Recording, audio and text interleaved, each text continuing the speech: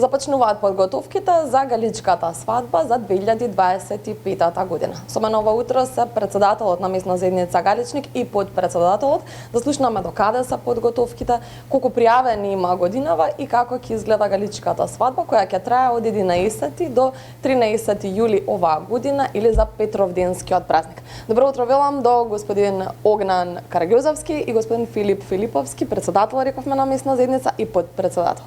Завршија пријавувањето, значи веќе се пријавија сите оние парови кои што може да учествуваат на галичката свадба и одбрани само до женецот и невестата. Добро утро. Добро утро, благодарност за поканата да учествуваме во оваа утринска емисија.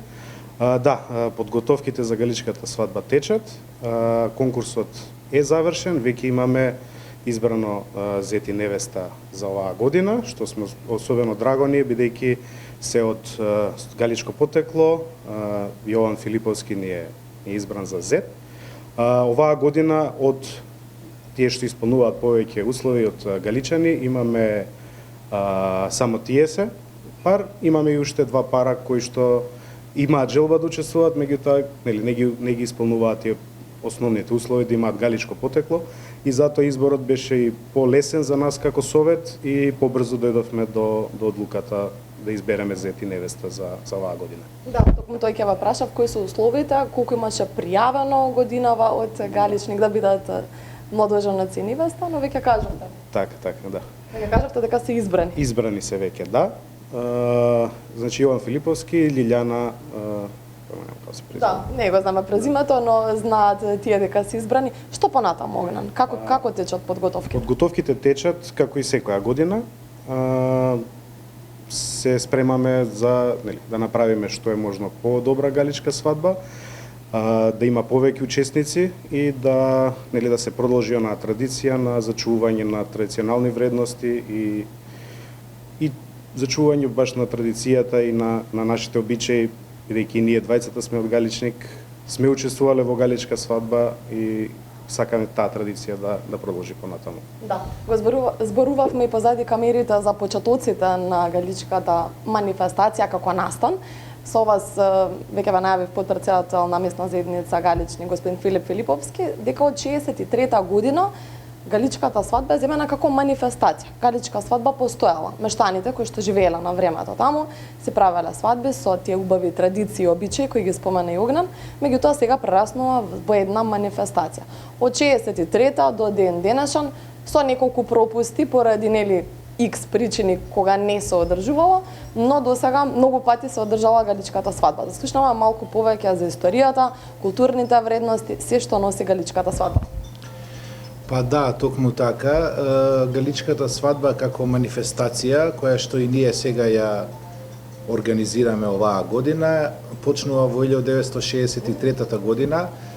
Тоа е така бидејќи претходно векови наназад галичаните се венчавале на Петровден, традиционално, бидејќи повеќето биле гурбеджии низ историјата и се враќале дома од цел свет каде што биле расејани, да се практично женат и мажат за Петровден. Така да на тој датум 11 до 13 јули секогаш се одржува галичката свадба со тоа што еден период кога селото се напушта и се селат галичаните повеќето во Скопје, имаме дел и во Гостивар и во уште неколку села, тогаш практично тие свадби, живи свадби на жителите кои што биле таму еден мал период престануваат и потоа во 1963 се возобновува традицијата, односно сите оние обичаи кои што си ги правеле жителите на Галичник, галичаните,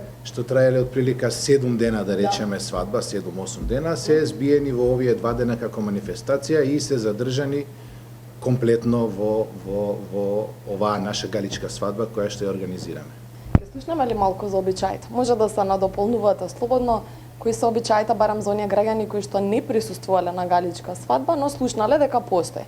Кои се обичаите, традицијата, што треба да направи невестата, младоженецот во кратки црти, има сигурно многу адети кои се почитуваат, но во кратки црти. Огнан?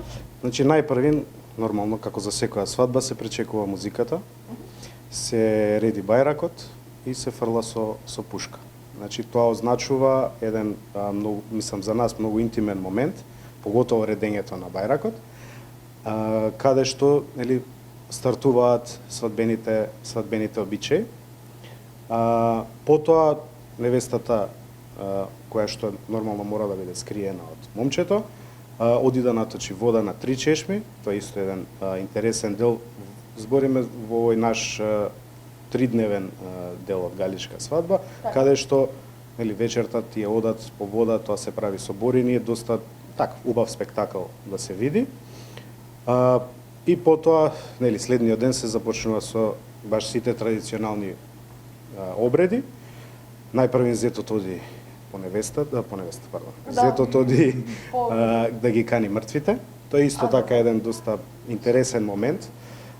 Доста, не знам, барем јас кога бев беше доста интимен за мене. Потоа зетот оди па го кани кумот, па се бричи зетот, исто доста интересен момент во овие обреди, и потоа се оди по невестата. Најпрво се праќаат стројници, па самиот зет оди.